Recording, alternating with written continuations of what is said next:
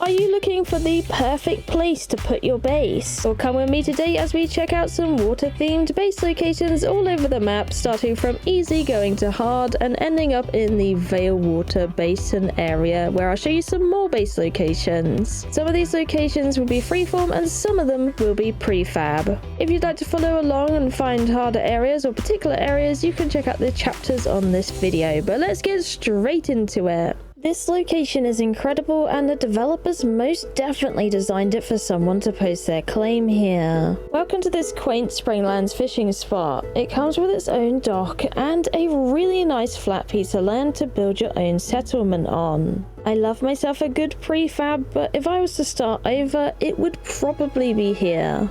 This place is nestled between Westcott and Ferndale in the Springlands biome. Just go south of the ancient vault of the farmer to find it.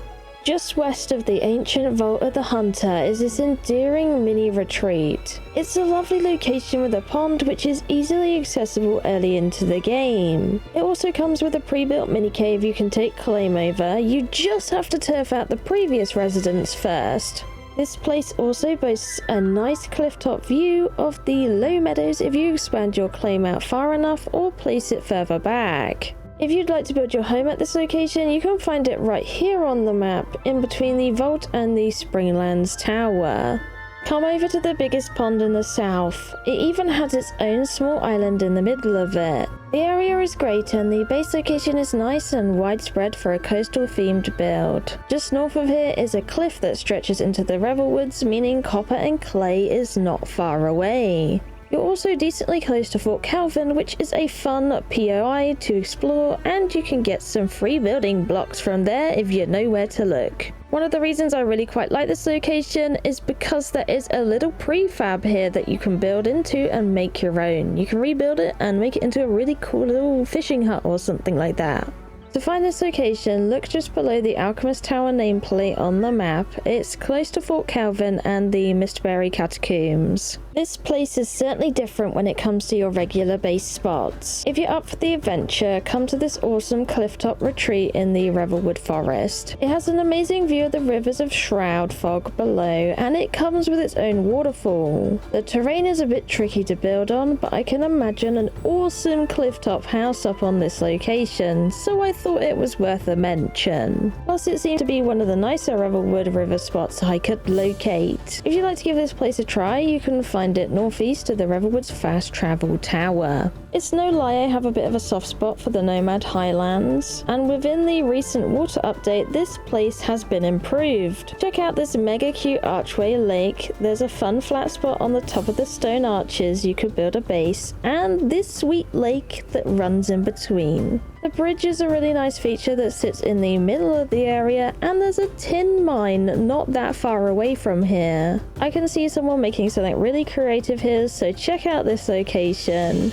You can find it here on the map next to Trade Outpost Blazing Rock and the Pillars of Creation. Going slightly further down the map, you can find this second pond spot, and if you wanted more space than the previous, this one has quite a big flat plateau overlooking the pond, which is certainly nice. It has its own mini dock, and it's very pretty and bright in this area. This spot is nice as it's not that far from the kindlewastes, which means it's easy to pick up some resources from that other biome. South of Umber Hollow, you can find this fun place to put a base in the nomad highlands. Heading to drier lands, we step into the kindlewastes onto this clifftop oasis base space. Here you will have plenty of birds as your neighbors, and you're not far from a plentiful supply of iron, sulfur and lapis. I love this spot because it has some really beautiful views of the albaneve mountains, and you can even see the southern mountains from the cinder vault from here. It's a small pool of water, but it's a nice location and the land is pretty flat with 2 towers you can build on. To find it, it's not far from the Kindlewaste Tower in the Oasis zone on the corner edge. Come on over to the Wyvern Arena. This little desert build makes an awesome prefab to build in. that, and it's really close to a beautiful oasis. I really like this spot as it's very spacious and you can utilize the space well in the dome below. This dome also has rooms underground. There are 4 little cubbyhole bedrooms which are really cute and already decorated, a bar at the back which would make a handy storage room, and other rooms that could be tidied up to make a nice spot for crafting benches. It's a versatile space and I think it would make an ideal home for somebody. To find this location, you want to look west of the Kindlewastes fast travel tower, near to where you get iron for the first time. In the water update, it thawed out some of the ice sheets in Albaneve, so if you fancied a mountain spot to pop your base on, here's a nice spot on the edge of the marble quarry. I'd base on either side of the lake by the waterfall section, but the one I'm standing on is going to be the more flexible option. I feel that, and you have the ice lake all the way around for the most part. Lots of nice resources in the area close by and interesting POIs, so it's a nice location to base at. If you'd like this base location, look for the Camila Lake Marble Quarry just west of the Albaneve fast travel tower.